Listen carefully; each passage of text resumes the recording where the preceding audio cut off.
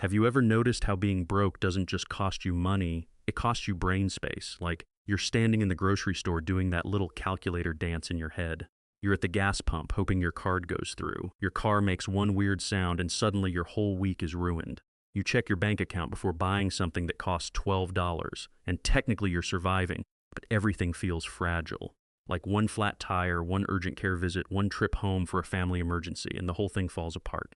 If that sounds familiar, that's because for a lot of people, money doesn't feel like a tool. It feels like a trap. My name is Dave, and I spend way too much time thinking about why your life changes after saving your first $10,000. If you're someone who is trying to stop feeling financially fragile and finally build real breathing room with money, make sure to hit the subscribe button and give this video a thumbs up if it helps you out. Look, here's the thing. Most people think the first big financial milestone is getting rich. It's not. Then they think it's hitting six figures. It's not that either.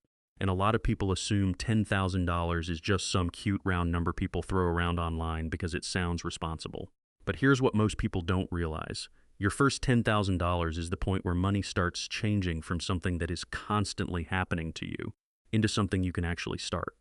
Directing. Not because 10 grand makes you wealthy, it absolutely does not, but because it changes the math of your life, and maybe even more importantly, it changes the psychology of your life.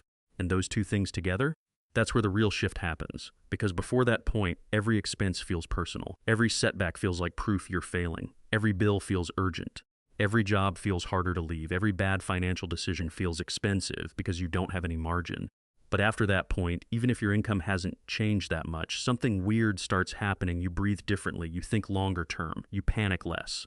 You stop needing every paycheck to be perfect. You stop making decisions from pure fear. And this is where it gets really interesting. The value of your first $10,000 is not that you can now buy something flashy. The value is that you can finally stop selling your peace of mind every single month. Now let's challenge a common assumption right away. A lot of people here save $10,000 and immediately think, that's too much for an emergency fund. Or if I had that much cash, I should invest all of it. Or that amount won't even change my life. No, that's the kind of statement that sounds smart when your finances are already stable. But when you're living in the real world, where rent is high, car repairs are random, insurance deductibles are annoying, family emergencies show up uninvited, and jobs are not nearly as secure as people pretend, $10,000 is not excessive, it's insulation.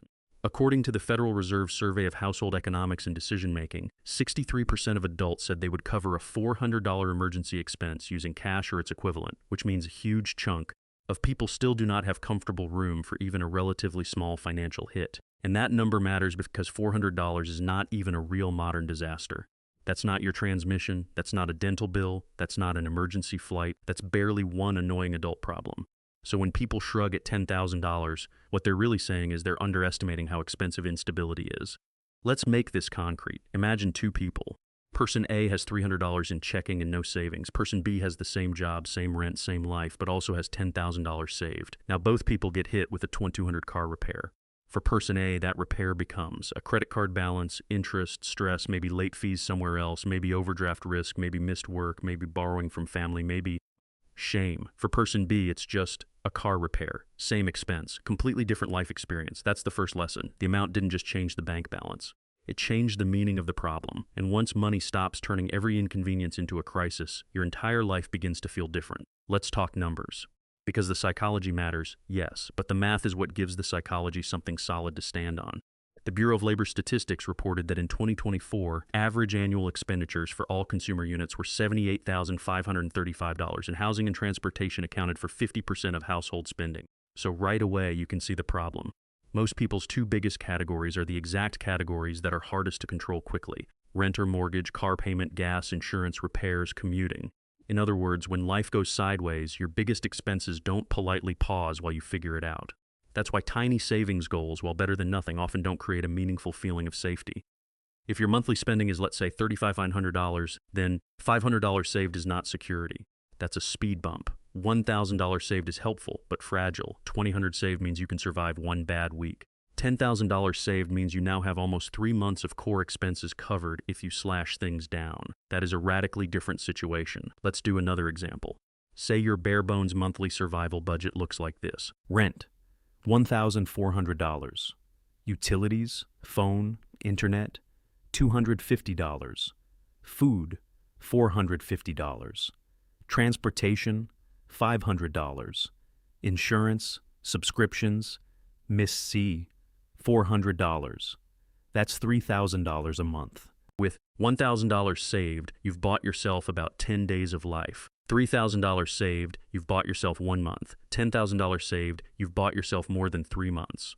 And 3 months is where the game starts changing. Because now a setback doesn't automatically become desperation. You don't have to take the first awful job offer. You don't have to put every surprise on a credit card. You don't have to pretend everything is fine while secretly spiraling. This is where people misunderstand savings. They think savings is for spending later. No, emergency savings is for not being cornered. It is a buffer between you and stupid decisions forced by urgency, and urgency is expensive. That's one of the most underrated financial truths in the world. When you're rushed, you overpay. When you're desperate, you borrow badly. When you're scared, you sell low, buy high, sign dumb contracts, keep toxic jobs, ignore health problems, and avoid reality. So the math of $10,000 is not just arithmetic, it's optionality. It buys you time, and time buys you better decisions. Now let's get into the part people really underestimate. Because if I'm being honest, the biggest change after saving your first $10,000 usually isn't visible from the outside. Nobody sees it in your driveway. Nobody sees it in your clothes. Nobody sees it on Instagram. You see it in your nervous system. Before you build savings, money is often running in the background of your brain like 20 browser tabs that never close. Can I afford this? What if my paycheck is late? What if I get sick? What if my hours get cut? What if rent goes up? What if the dog needs surgery? What if my card gets declined? It's exhausting.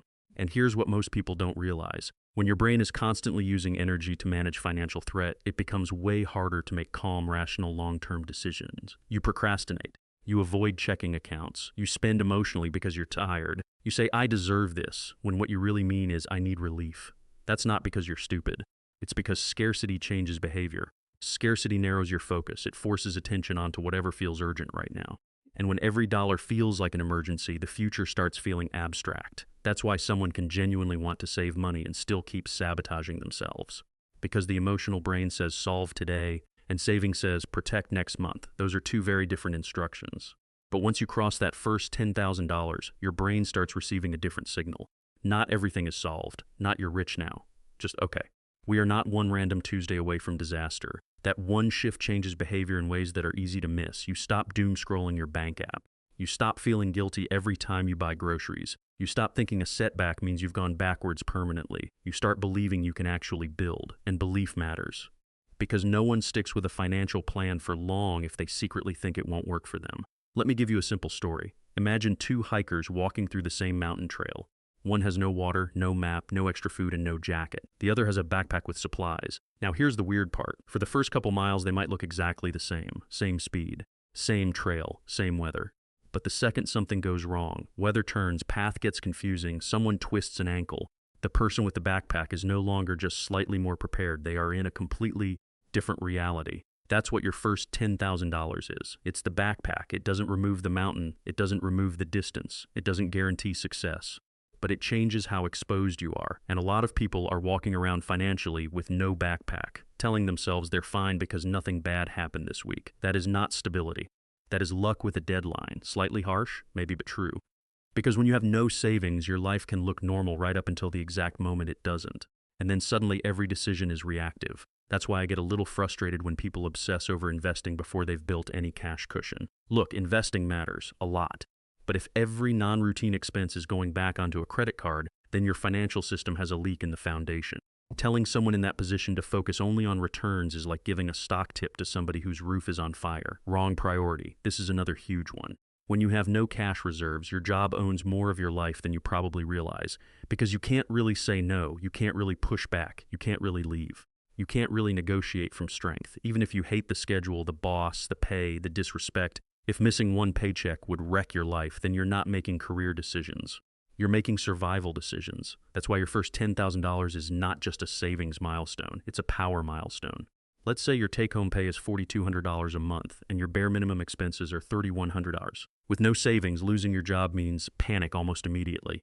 With $10,000, you've bought yourself roughly a few months to search, time to interview carefully, space to avoid taking the first terrible offer, room to negotiate instead of beg. That changes your posture, and posture matters financially. Because people with margin ask different questions. Is this opportunity actually good? What is the long-term upside? Can I take a certification course? Can I move? Can I wait for better fit? People without margin ask, how fast can this pay? Can I survive until Friday? What keeps me afloat right now? Again, same person, different balance, different behavior. This is where it gets really interesting. A lot of the biggest financial improvements in life don't happen because people became more disciplined overnight. They happen because someone finally created enough safety to make better decisions consistently. That's the shift. Savings doesn't just protect you from downside. It improves the quality of your upside. Now you might be thinking, okay, Dave, I get it. $10,000 matters. The problem is I don't have $10,000. Fair. And honestly, this is the hardest part because the first $10,000 is usually harder than the second, third, or fourth. Why? Because at the beginning, you're fighting on multiple fronts at once. You're fighting low margin, bad habits, lifestyle creep, social pressure, random expenses, and the emotional temptation to give up because progress feels slow. Saving your first $10,000 can feel ridiculous in the early stages. You save $300, then the dentist takes $400. You save $800, then your tires cost $700.